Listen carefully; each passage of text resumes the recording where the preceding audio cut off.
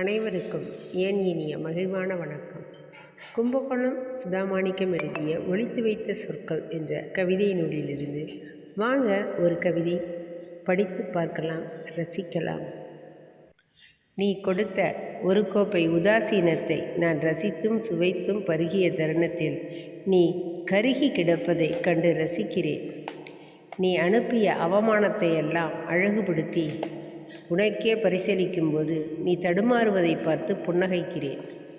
உன்னுடைய ஏளனத்தை எல்லாம் என் வீட்டு யரவாணத்தில் செருகி வைத்துள்ளேன், உனக்கும் தேவைப்படும் என்று. அட, நான் உன்னை போல் அல்ல. நான் எப்போதும் பூங்கத்தை மட்டுமே கொடுக்கின்றேன். இன்னா செய்தார்க்கும் இனியவை செய்தார்போல். ஆனால் ஒன்று, நீ சீண்டினால் தீண்டக்கூடும் பூநாகம்.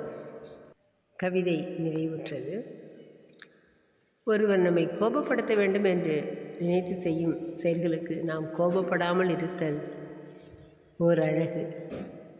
அதைவிட சிறந்த பதிலடி வேறு எதுவும் இருக்க முடியாது. அவ்விதமாகத்தான் இந்த கவிதையில் உதாசீனம், அவமானம் போன்றவையெல்லாம் வருகின்றன.